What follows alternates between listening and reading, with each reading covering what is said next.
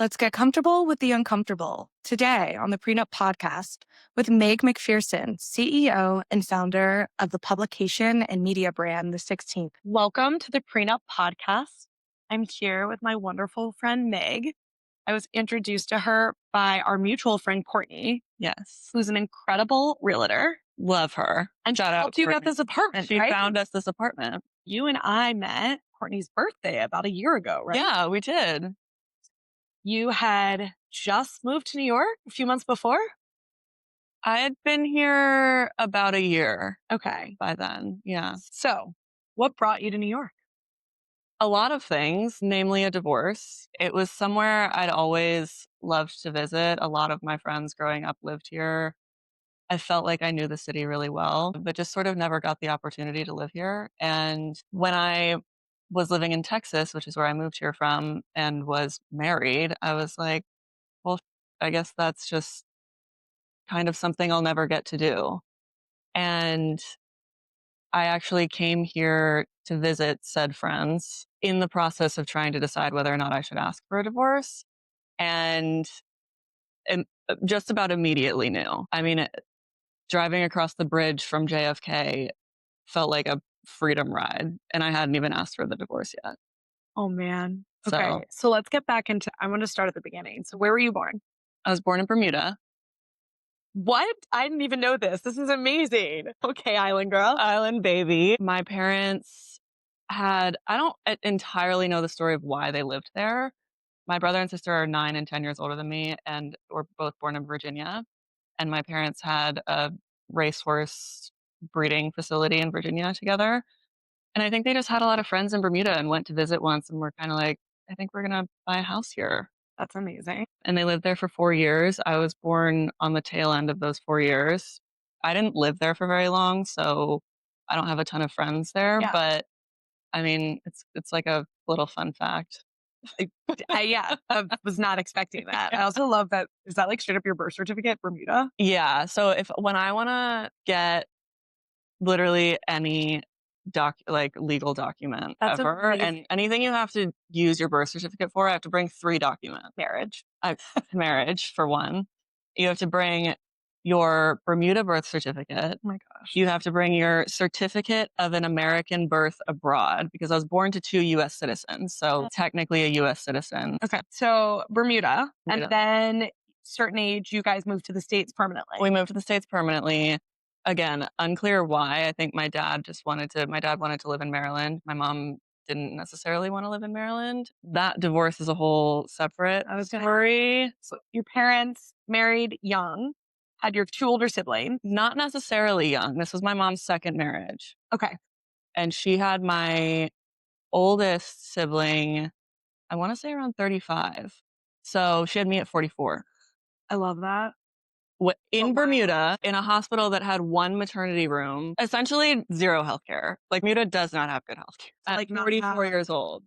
Okay. I was a 45-minute labor and she was just a pro. But anyway, so he was her second marriage. She, for some context, comes from some pretty significant generational wealth. And she did the marry the other trust fund baby thing. She married a guy who actually had an art gallery in New York City, place in the Hamptons, big family name, etc. On paper, exactly who you want your daughter to marry. And he wasn't a bad guy. She was just bored. I think that's kind of all there was to it. She wanted to travel and he wanted to go to the Hamptons and garden. Literally. That's when I asked her. She was like, all he wanted to do was garden. Fascinating. Okay. So they got divorced. And I think, if I can psychoanalyze her a little bit, in her mind, she wanted to just run the opposite direction and ran straight into my dad, who was nothing like him, an alcoholic, a Navy man. They met. She was a riding instructor, Mishomic, which is now upstate. She was the riding instructor. He was the grounds manager. He's certainly not a trust fund baby. He's actually the complete opposite. I don't think he owns a polo shirt. He doesn't actually know what a polo shirt. He doesn't actually know what is a collar. So I think it, to her, felt sort of like, oh, this is love. It's not perfect, and that's what makes it romantic, kind of thing. Endearing. Different. And he was very charming and he used to be handsome. And I think swept her off her feet a little bit. And then they got married on a Tuesday in Bermuda, which I always thought was such a rich person move to do. Like, you guys have nothing else to do in your week, then just like assume that 200 people can come to your They wedding. did, which is also wild. Which just all of Which is it. insane. And I don't know a lot about their marriage at the beginning. I obviously heard a lot about it at the end. He wasn't a good guy. I've like, even in the last couple of weeks recently, learned some actually really, really terrible things about him. And he was at least emotionally abusive. No one will ever tell me whether or not he was physically abusive to her. I know he was physically abusive to my brother. The relationship he has with my other siblings are a little bit not my business, in the sense that like we aren't a family in that sense. The relationship I have with my siblings is like we may or may not see each other every 3 years at Christmas, and we talk once or twice in between then, and it's rarely pleasant. It's also got to be a thing with the age difference. It's an age difference also how you thing. probably grew up differently. It's a resentment thing, I think, a little bit. And I think it's just who we are as people, to be completely honest. I think it's how we were treated by both of our parents because it was very different. And so I was 2 and my mom asked for a divorce. And what I was told when I was sort of able to understand what was going on was, which was much later, I was a teenager, Yeah. was not by my mom, but by somebody very close to her. And they made it a joke and they were kind of like, oh, your mom paid him off to not pursue custody because she got full custody, which is rare if the person isn't In jail. Yeah. So Even then. exactly. And so that a little bit put in my mind, oh, I'm like worth a price a little bit. It was very dehumanizing in that sense. And what I came to realize was she just gave him all of his alimony up front in pursuit of not pursuing custody.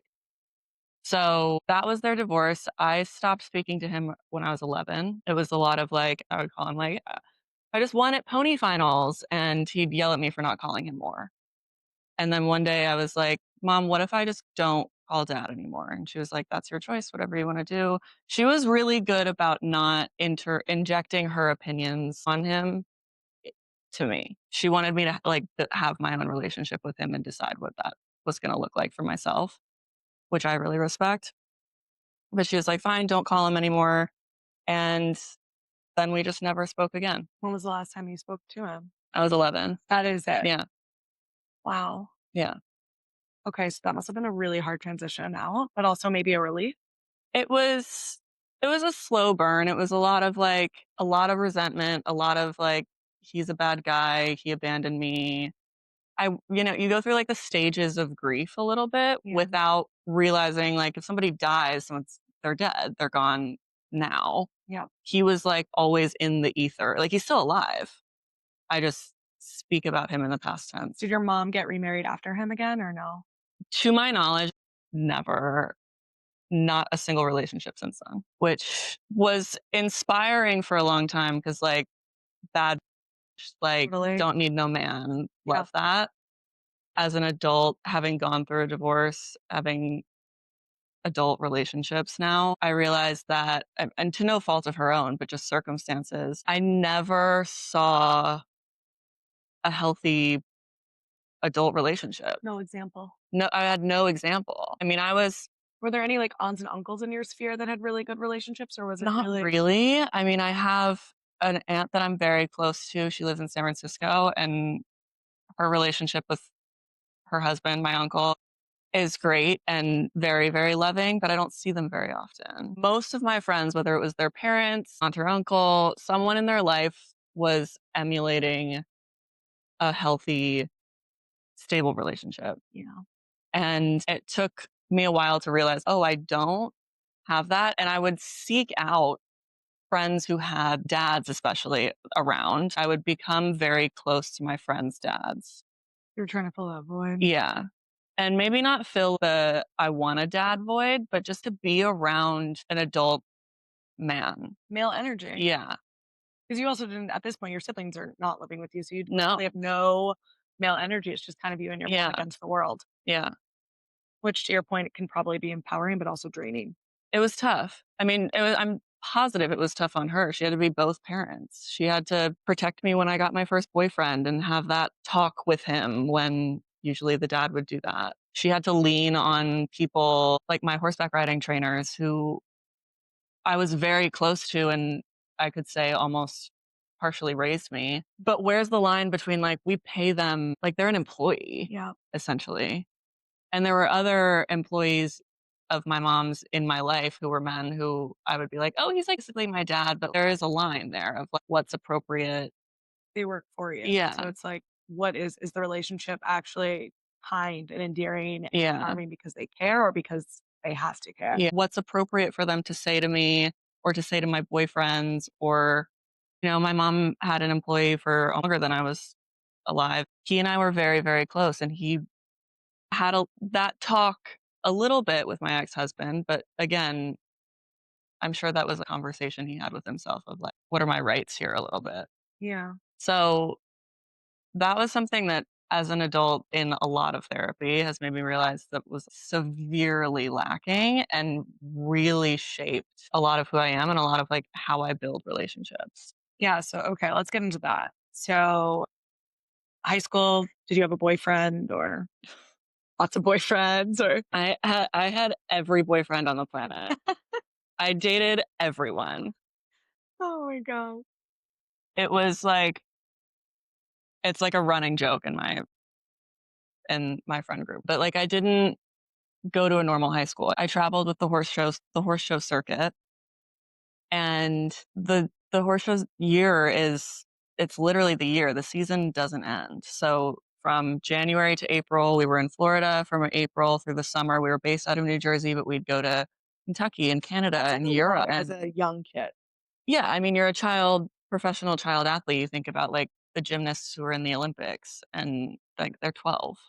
We were putting in the same amount of work. You obviously can't go to school and do that. Do you ever feel like you were really leaning into that more of an escape from or like to build this family around the tour? Or was it just I don't love riding? I don't think I was trying to escape, but I didn't know anything else. I was put on a horse before I could walk. My mom rode. It was just who I was. I was in third grade when I got pulled out of school to do everything online. And it wasn't uncommon for kids like me to do that. There were even programs they were like schools on wheels essentially, where the tutors would travel with the horse show. Okay, so then I don't even know this actually. Did you end up going to college or what did you? I took a gap year, traveled a lot. I lived in Australia and on Ischia in Italy. Oh my gosh. It was the best thing ever. I loved it so much. But I went to University of Miami for 3 semesters Okay. and got a summer internship with a very famous YouTuber out in LA and went out there, got hired full time after 2 weeks and just never went back to school. And how old were you? I just turned 21 when I moved to LA. Wow. Hmm. Okay, so fiercely independent. Fiercely, but very sheltered in this sort of bubble of the horse world. Mm-hmm. It's all we did. I mean, we traveled a lot. My mom did her best to sort of get me to see the world. Yeah. But all of my friends were horseback riders. I mean, we were the middle class family in that bubble. I mean, Wild. your best friends are on the Forbes 500 list, or their parents are. Yeah. It's a different world. Yeah, it's like living in a utopia. My gosh. Okay. So tested out Miami, moved to LA. What happens in LA? I worked for the YouTuber for a little bit, had a lot of good experiences, had a lot of bad experiences, then left that business better than I found it, but still not on great terms. I started working at a boutique production studio that was owned and run by a former head of one of the really big studios. And he was like, I don't want to make movies anymore. I want to make short form content. I see where the world's going. So he brought in me expert in short form content after working in YouTube for 6 months. And that was fine. I realized I didn't want to do that. And so I quit that job. And just sort of like bopped around LA. I did some consulting. I consulted for Playboy. I consulted for Wilhelmina. And I had this following on Instagram because of working for the YouTuber and started sort of leaning into content, traveling. Yeah. And then I met my ex-husband. Okay. So how did you guys meet? And how old were you? I was probably 24 or 25. I had known this girl. I was living in a house by myself. It had 2 bedrooms. She needed a place to stay. I was about to go to Africa with my mom for 6 weeks. I need someone to watch my dog and my cat.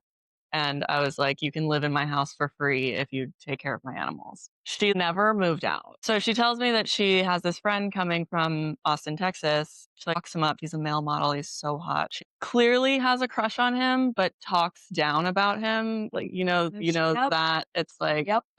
anyway, she was like, I want you to meet him. We should do some photo shoots together or something. Okay. And didn't know this. Unbeknownst to me, she had invited him to stay At your house. on the couch in my house. He shows up. I was like, hello, who are you? What's going on? Then I remember he's her friend, whatever. Chatting, conversation sparks. Okay, this guy's like cute, whatever. He was super charming. And I was talking to her the next day about it.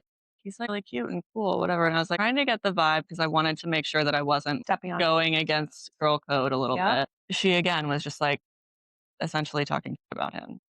All right, well, Great. see what we see. And a few months go by and he and I are texting and chatting. So I texted my him, I'm going to come visit you in Austin. And that was February 2020, March 2020. No. It was March 2020. Oh my God, I didn't know this. I was in Austin with a strange man staying at his apartment. World shuts down. Austin airport shuts down. My flight home is canceled. I was going to get a hotel, couldn't get a hotel room.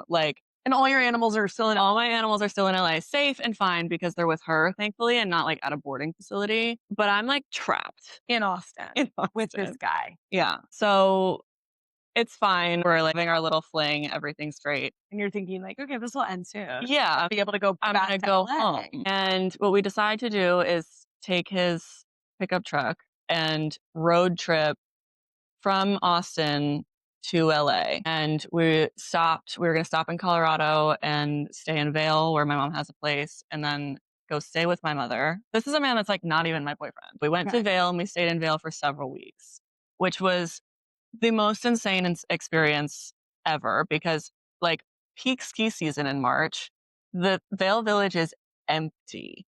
Eerie. Crazy. Kind of a cool experience. And it was like actually really cool. And he was a snowboarder and we would like hike up the little bunny hill with our skis and ski down and like run around the town. We'd like basically had the run of the town. Kind of in this like La La Land relationship with this guy. It was like dystopian. Yep. Looking back a little Black Mirror-y. Yeah. But also like thankful that you're not alone too. Thankful I'm not alone. I mean, he was like a life raft when I can't imagine life in LA living by myself. Yeah. In that time. So anyway, we go visit my mom. She has a ranch in Boulder.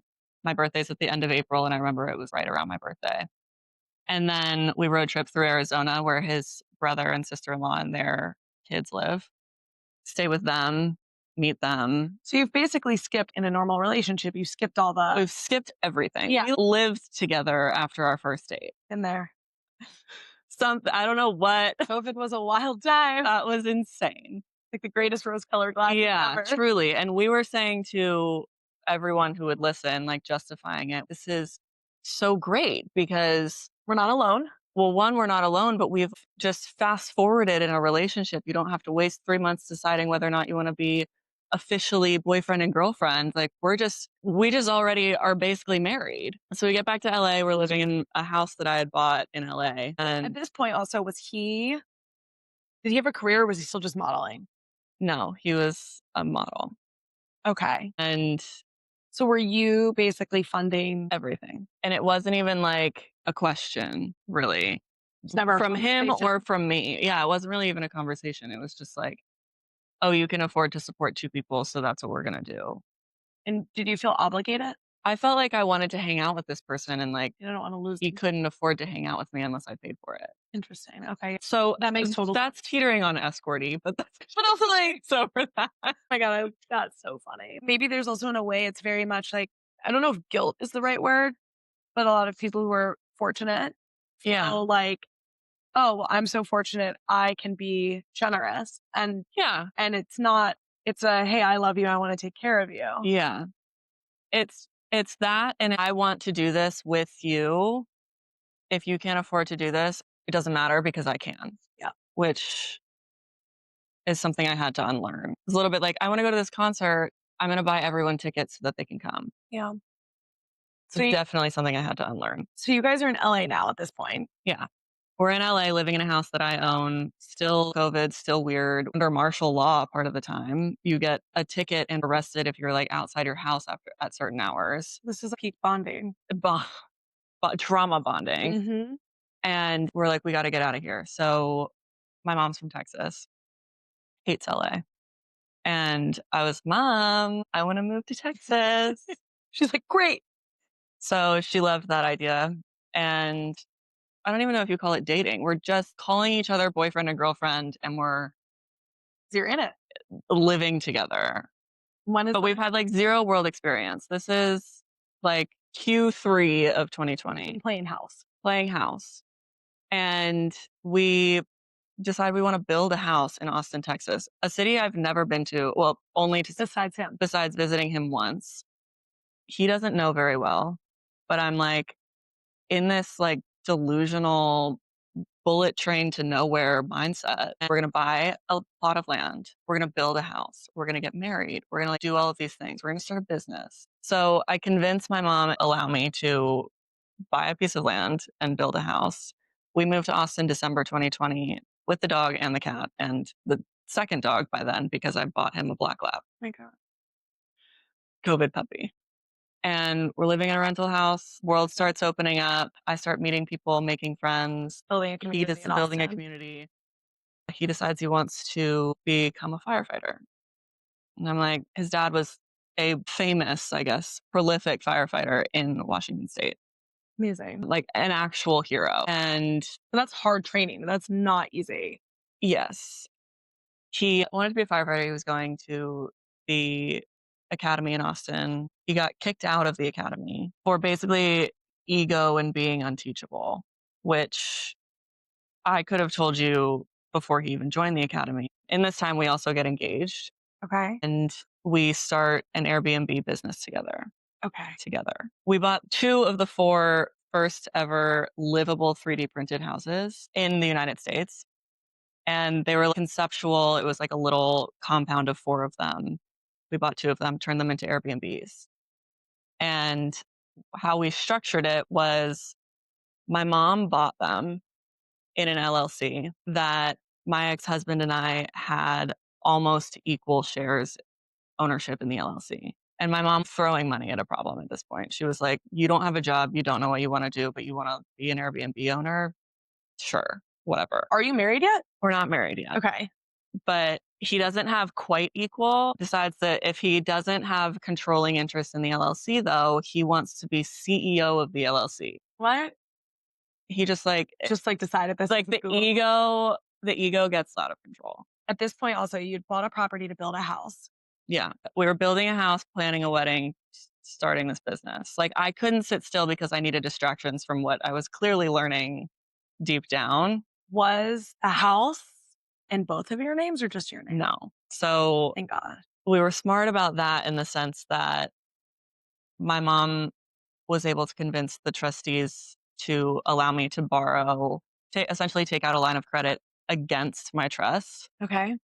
So that he did not put $1 into that house, which was good in terms of clean break. But at the time, he would say things like, I deserve 50% say in what it's going to look like and what furniture and stuff like that. And what that turned into was it wasn't super cohesive because he and I had really different tastes.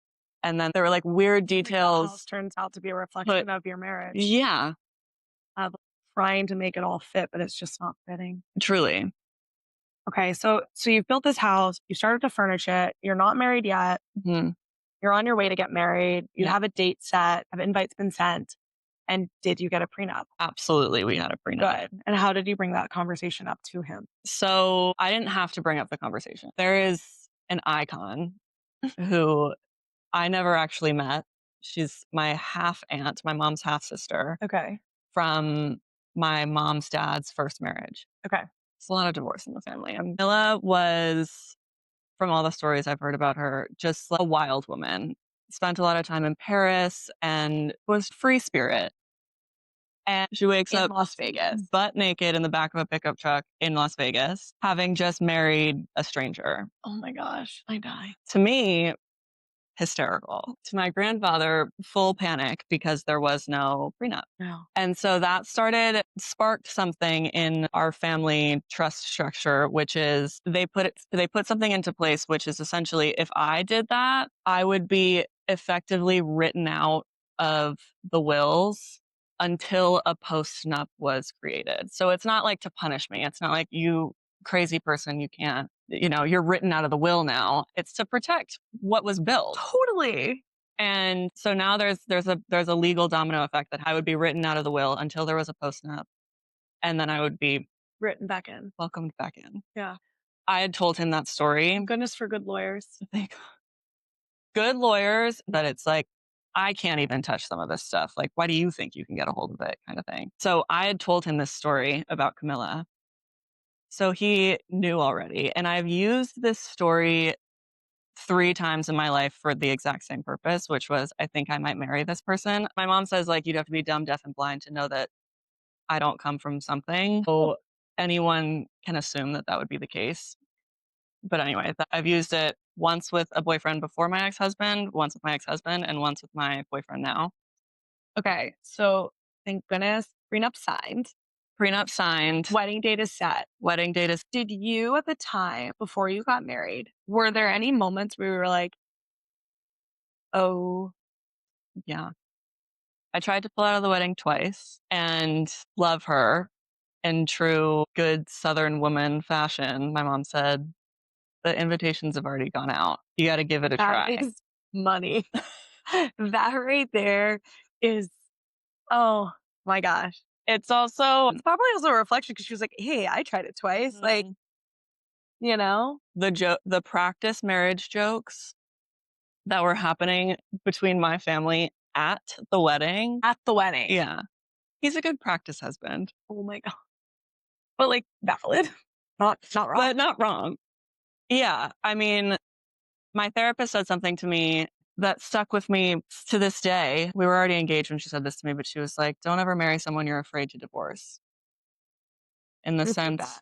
you lean on them for everything and anything, or you feel like you couldn't exist without them, whether financially or emotionally, or, in the broader sense, like you are your best friend. You are the only relationship in your life that's going to be lifelong. And you've got to be good with you before you bring other people into your sphere. And, I I think he married someone he was afraid to divorce because in all of this, in this like whirlwind COVID situation, world opens back up, we're engaged, we're planning a wedding, we're doing all these things. We have real problems, real relationship problems. Our sex life was non-existent. And he started being mean to me. And it was this merry-go-round of he would be mean to me and then I would be like, well, I don't have sex with you because you're mean to me. And then he'd be like, I'll be nice to you if you have sex with me. It was just like not so terrible like that, but he'd be like, my hormones, I have no release. And I'm like, Oh my gosh.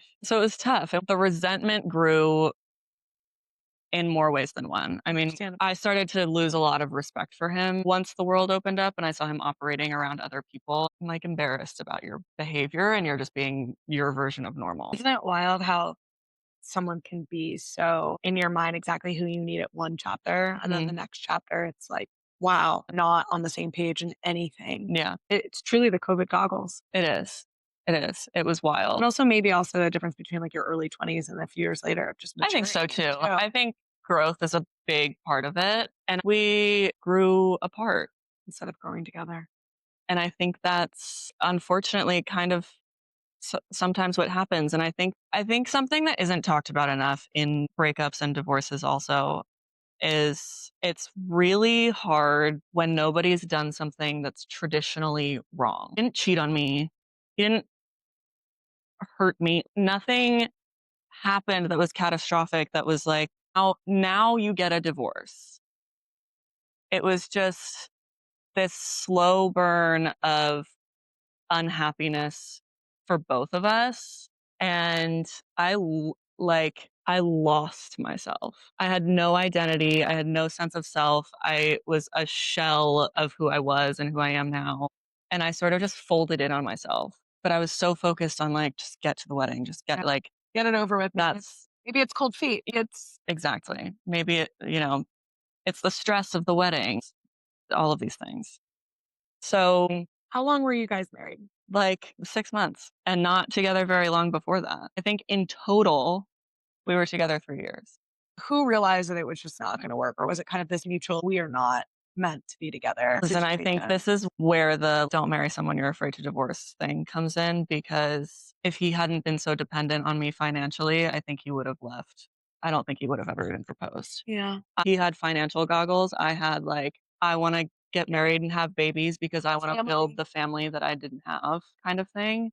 Totally. And we both, for our own reasons, just tried to ignore what was so obvious. And I think it wasn't fair to either of us to keep this going. Did you feel any pressure from friends that were getting married around you? Or what were the other pieces of the puzzle where you were like, I'm going to go through with this? I was actually the first one of my close friends to get married. None of my bridesmaids were married. My sister is not married. I was kind of the first one to do it. I think I was in a rush for this family that I wanted to build and do so differently than how I was raised. Totally. I was the serial boyfriend, serial dater, always in a relationship. I was tired of that. I didn't want to do that anymore. I was tired of never getting over the hump of having anything really meaningful. And I was just like, got one. Like, I guess this will do. And then you factor in the COVID and the everything that just sort of exasperated the whole situation. Oh, man.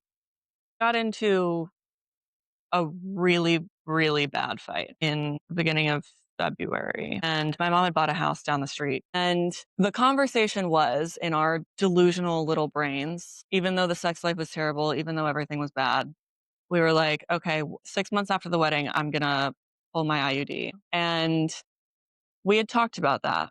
And so the 6-month mark was coming up and the things were still bad. And I said something to him like, it wasn't even like, okay, it's time. It was more like, hey, temperature check. Like, what do you think about me pulling my IUD? Should I make an appointment? Kind of thing. He went off. He was like, you are unstable. I'd never want you to be the mother of my children. Yeah, we have a lot of cancer in my family. And he was like, I wouldn't genetically, you're flawed. Yeah. Genetically, you're flawed? Yeah. Hit a nerve in him. And the first thing he went to was mean. How do I hurt her so she doesn't bring this up again? It was wild. It was one of the first times in my life that I had left my body and watched myself having this conversation. Oh. And so I was, at the time, I was drinking probably a bottle of rosé a night by myself. It was not great. And I went to my mom's house and I lived at her house down the street for 10 days and emptied her wine collection, which was extensive. And then I kind of came out of it the last couple of days and I got to figure out what I'm doing because I can't live here. And can't live like I this. can't live like this. So I called my best friend, who was my maid of honor, who lives in New York. I need to see you. I need to come to New York. And I went home and then I told him I was going on a girls' trip. And I sat down on her couch in New York and just unraveled. And the only people that I knew in Austin were people who knew us as a couple. We didn't have any friends that were just our friends. Or, I mean, he had some friends from the fire academy. But everyone was intertwined. Everyone was intertwined. So you didn't even have an escape of friends there or Yeah. lives in a way. Yeah. There was no independence. Yeah. There was no autonomy. I also needed to be around people who only knew me and had known me for a long time. These are friends that I've known since I was like 13 years old or Oh, younger. And we just, for 5 days, talked about it over and over and over again. And what about this scenario? And what if he comes after you? What's my exit plan? What do I say? We scripted what I would say when I went home. And we called her mother and talked to her. She's just like a second mom to me. Called my mom, had my mom on speakerphone. Was there anyone that said, don't get divorced, try? Or was everyone like, yeah, this is the writing been on the wall. Let's figure out an exit plan? At first, my mom wasn't unsupportive, but was certainly like, whoa, it's that bad. I didn't realize it was that bad. And that's a big part of it. Did she really like him? Loved him. Told me when we got divorced that she felt like she lost a son, which is hard. That's a whole yeah. other situation. Something else. But I get it too, right? It's also Yeah. probably she fell in love with him because she wanted you to be in love, because she wanted you to have this family. Yeah. You've wanted it for so long. Yeah. Also desperate for grandkids, like Because she's older. yeah, I feel that. yeah, My mom had me at 40. There's like yeah. that. So you get it. Yeah, Like it's a guilty thing too, because you're like, Totally. if I don't have kids early enough, you're Mhm. never going to be able to get that relationship with them. Absolutely. So it's weird. It's pieces of a larger puzzle that sometimes push you into ignoring red flags Mhm. because you're not just thinking about yourself wanting kids, but it's all these other. Yeah, I want to give my mom grandbabies. You want her to have time with them. Yeah. However, when she, I've always been very good at hiding the bad stuff. I'm not a super You're like emotional. compartmentalizing Yeah, it. I can compartmentalize. I'm not outwardly emotional. I had a My therapist mom, once tell me that kids of divorce, if it's like under, I think it was 12 years old, that you gain this amazing resilience that Mhm. can be your greatest blessing and your worst curse. yeah. In the last year, there's a lot there of like things that affected me that I was always sort of like, this is here, but I don't think it's doing anything. Yeah, I don't want to deal with it right now. I'm fine. It's okay. But I'm not the person who is like going to friends being like, I'm struggling. Please help. I'll like figure it out and tell you about it after. And I'm my mother's daughter in that sense. She doesn't ask people for help. She's obviously fiercely independent to a fault. And so yeah, it's survival. And it's a little bit like nobody knew how bad things were because I didn't tell anybody. And so once I started telling people what was going on, they were like, holy, you got to get out of there. Did your mom ever say, was she ever identifiable too, where maybe before she married your dad, she realized maybe it wasn't the right person? Or was she kind of, she wanted another shot at this family? I don't think so. I think she was very attached to my ex-husband, one, because of the opportunity for me to have kids, but also because she wanted to have a second shot at a relationship with a son because her relationship with my brother isn't awesome. Yeah. Also, probably she just wanted you to find a partner and be happy. Yeah. So her desire and want for you to be happy maybe overshadowed some of the. Yeah. And do you also feel maybe you or I want to give this to her too? Absolutely. Yeah. Absolutely. And it's always been me and my mom against the world kind of thing. I mean, my brother and sister were in boarding school when I was in kindergarten. I was raised as an only child. And, her getting divorced when I was so young, it was just us. So I have a deep sense of responsibility for her. And it's, you get to the age where you become the parent of your parent and they need care or something and health wise happens. And it's an moment. The mortality. Mortality. Like this person you think is your North Star who's going to be around forever is not. And That indestructible person is actually. yeah. Yeah. And watching them age and change. And she needs a lot more help now than she did. And my siblings don't even live on this continent. So regardless of the fact that I was raised as an only child, I'm really an only child in that sense of this is Responsibility aspect. all on me, which is fine. I'm happy to do it, but it's hard to watch. And it's definitely something that spurred me forward in this relationship. I hope one day I can give her grandkids, but I've done enough work now. I was going to ask, has that pressure been relieved or released, realizing post this divorce that sometimes it's really about you, it's not about her? Yeah, a lot. It took me a while to feel that way because Immediately post-divorce, in true Meg fashion, I just went straight into a fling. And I was like, oh, maybe this is the one. You were still seeking to fill that. Yeah. I was in such fight or flight, like disaster mode, sort of like cleanup mode.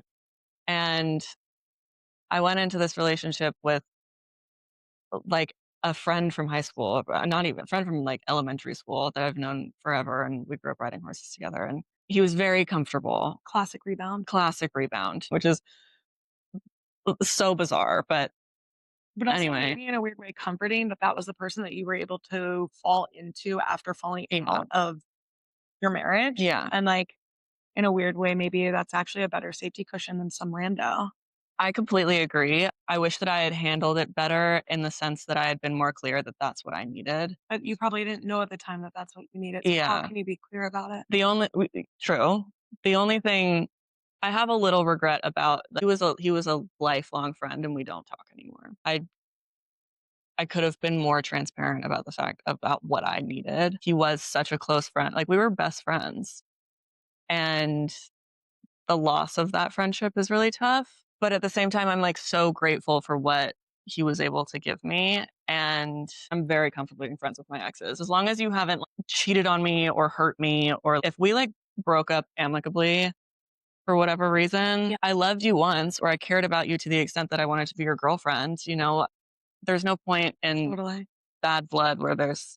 Okay, so you had this rebound, and then you moved to New York. Mm-hmm. I moved to New York in the midst of the rebound. Okay. At this point, you filed for divorce. How long did your divorce take? Longer than it should have, given my prenup. Tell me more. My prenup, as they relate to divorce paperwork, your divorce is just your prenup turned upside down. It's just, you have to refer to the prenup to write the divorce paperwork, and it's essentially copy and paste. We had been gifted a painting by our neighbor in LA, fairly well-known artist. It was worth probably 70 grand. It got lost in the move from LA to Austin. Very unfortunate. Happens. Wasn't insured. It was a gift. We didn't buy it. What are you going to do? We can't take out an insurance policy on it because it wasn't insured. Like, we move on with our lives. But it was listed in the prenup. Legally, it was mine because it was given to me on my property because I owned the house in LA.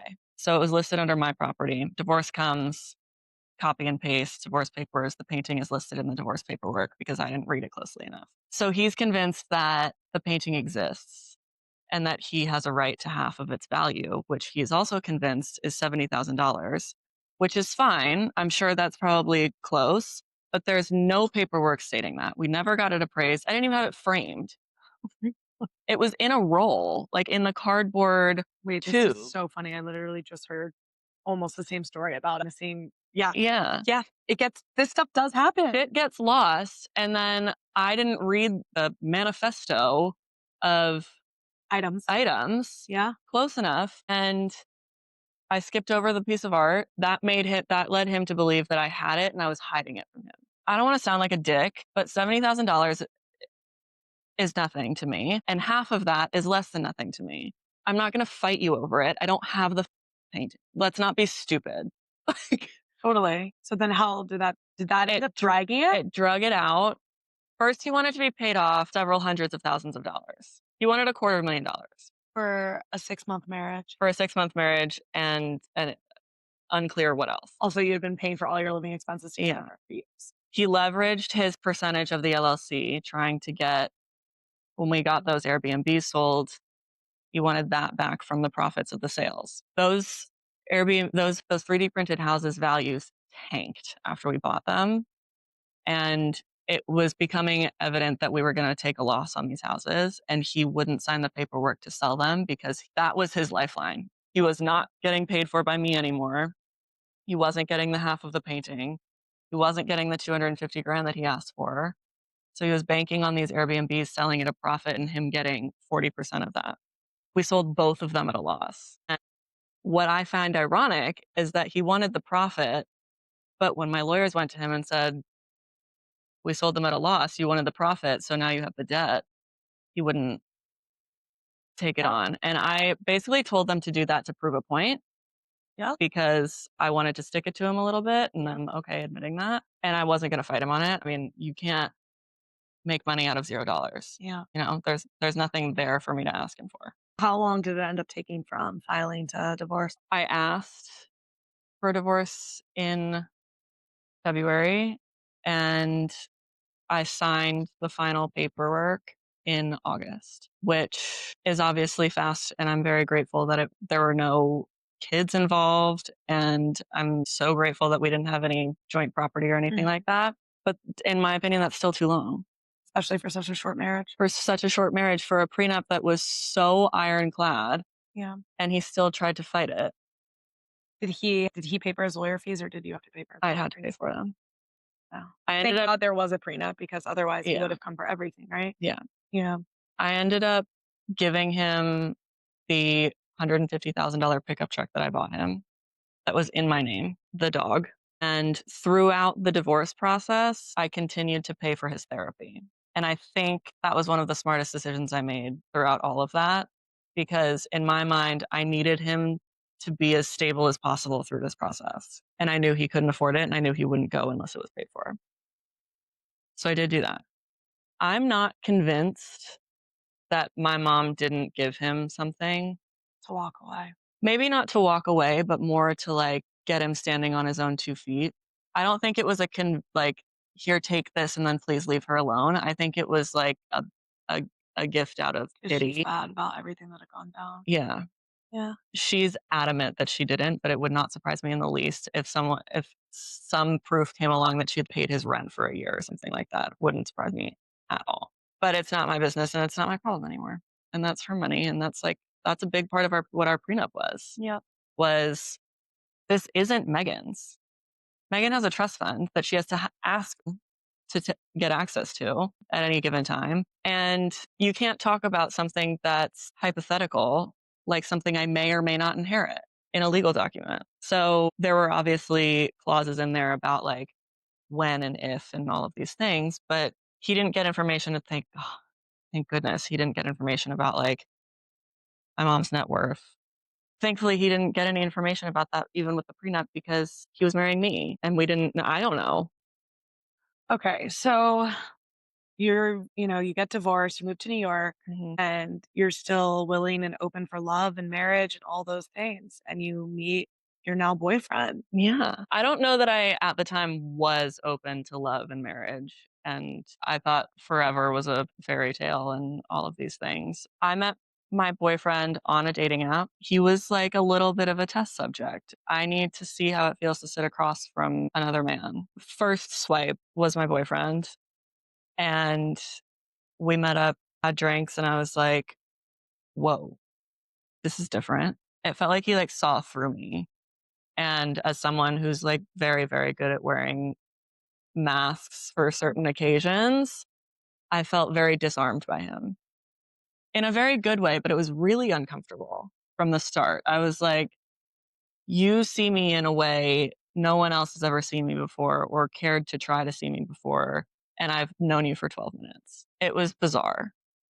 And then a couple months later, we were sort of like on and off. We started back up when I was ready to start dating someone, because I met him too early into all of this, and I was like, "Oh God, like, I need a minute. I need to go to therapy. I need to be single." It's also amazing that you recognize that, because like if you guys had probably gone head first, it wouldn't have ended up where it's ended up now. Yeah, no, I completely agree, and I think it's a testament to how special he is and how special and important to me he would become. Like he says he felt it. I definitely felt it, but I was like, whoa, That's I've never scary. felt this way about someone ever. And I don't want to it up because I'm post divorce, and actually I was actively getting divorced at the time still. This is so messy and I don't want that to impact this. So I put him on ice for a little bit. In November, I started talking to him again, and we were going on dates, and I was like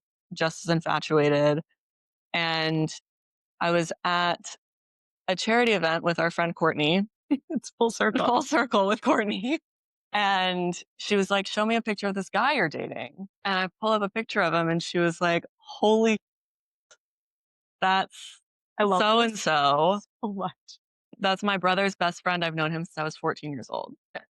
Remember, I met him on a dating app. So it's like, you're always feeling weirdos out on the dating apps. I didn't meet you at a bar and we like went the same places. I met you online and that's already a little weird. Like The algorithm. yeah, the algorithm, I don't know. When she said she knew him, it was like, oh, he's safe. Full steam That's ahead. real. I don't have to like be worried that I'm going to be a skin suit. But valid. But truly, Valid. I've learned anything from TikTok the last 2 truly, weeks. honestly. So that was sort of the moment where I was like, interesting. So this is like the next step of this is what's going on here. And then it's just like it's the most normal relationship I've ever had. And it felt so slow. The progression of it felt so slow. I mean, compared to what you went through. Compared to what I went through with my ex-husband, but also compared to what I went through with everybody. Like every boyfriend I've ever had was quick and messy, and I was just always in a rush. Okay. So I feel like one of the biggest takeaways you probably have had, and tell me if I'm on it or not, but is you needed to slow down Yeah. to really reflect on what you needed and what you wanted. Yeah, I needed to be comfortable sitting still and feel okay in my own head and not even fix the relationship I had with myself, but have a relationship at all with myself. Which, when I started to think about everyone saying, a buzzword is healing your inner relationship and being your own best friend, healing your inner child, I would actually think about it. And I'm like, I don't really feel I need to heal my relationship with myself. I think it's fine. And then you really, really get into that. And I don't have a relationship with myself. I don't need to heal one. I need to create one. I need to like have an identity. And I think that has obviously really helped in this relationship. Also, my boyfriend is just extraordinary. So that's helpful as well. But I'm a firm believer and like a case study for you have to be good with yourself before you bring someone else into your. Everyone has having is not something to feel shame around, but being good with your and knowing how to deal with it, self-soothe, know how to be alone and be really, really comfortable alone before you bring someone else in as a band-aid, because that will come out. That will turn against you in that relationship. If you're seeking a partner for anything other than this person, I want to spend time with them, it's going to come out. Time heals all wounds, but time also exposes a lot. And people think, oh, I can deal with that, or oh, well, I'll get over that. And no, you will not. And it'll only make things worse when you feel trapped in a marriage. Okay. So we are going to end on that because that was like the greatest monologue ever. And I'm so excited to share it with other people. Yay. This was wonderful. This was great. I love this. I am so appreciative to Courtney for introducing us. And also, I'm so happy we're now neighbors. I know. I love that. And I'm really impressed, inspired, and proud of like how far you've come from. Thank you. What the life you could have had. Yeah. Which now that I know who you are, like now, right, in the past year, getting to know you, I can't even imagine you living in Austin, Texas, married to a firefighter with kids in like, it just. Essentially like cosplaying trad wife. Yes. Actually, though. Think about that. I even look at pictures of myself and I'm like, this 3 years ago, 4 years ago, and I like look so different. Yep. Granted, I had 20-inch extensions and like a big old Texas blowout. So maybe because you weren't even who you were yet. I have like a different look behind my eyes. It's bizarre. It's not bizarre. It's cortisol. Yeah. It's not the cortisol. That's true. That's so, yeah, I mean, truly. I was just talking to someone else who went through a divorce. And she was laughing. She was like, yeah, I lost 30 pounds because I was just unhappy. I didn't realize how unhappy I was until I became happy. I was 90 pounds on my wedding. I don't think I've been 90 pounds since second grade. The Christmas before my wedding, we went to Turks and Caicos and I was 90 pounds. No. Well, I mean, what is it? The body keeps score. Yeah. That is so real. And my mom was like, you're anorexic. And I was like, no, I'm not. Leave me alone. What's wrong with you? Probably you're depressed. I was just depressed. And I see, there's like one specific photo and I literally look like a skeleton. It was bizarre. It was like the most insane. Okay, never back to that. Yeah, never back to that. Because you look great now. So you just keep Yeah. doing what you're doing. Keep loving who you're loving. Okay. So I've been ending every pod Okay. with these. This is like a wonderful female artist, Zoe Pollock. Okay. And she gifted me this oracle deck. It's woo-woo, but it's like I love a woo-woo. very empowering and fun. I love that. She's just an incredible human. And I love her art. And these have been very on brand so far for everybody that's pulled. Perfect. So this is kind I'm of terrified. what we do. I just pick one. Yeah, just pick one. Which one is it? Protect. Hey. You know how you protect? You get a prenup. But like, actually, that's amazing. Okay. It's time to tend to what is most precious. Whatever first comes to mind is in need of your protection. It may be your money, your time, your energy, a child, or a secret dream. This is a call to identify what needs your care. Cuddling, warm drinks, and journaling are great, but sometimes a fierce and genuine love is required. This can be a call to justice or a reason for nurturing yourself until you are ready to unfold what you need. Everything in its right time. The lesson in the Scorpio is to endure, preserve, and to fiercely protect what matters most to you with unwavering determination. Wow. That's so cute. This is such an on-brand one. That's so on brand. Truly.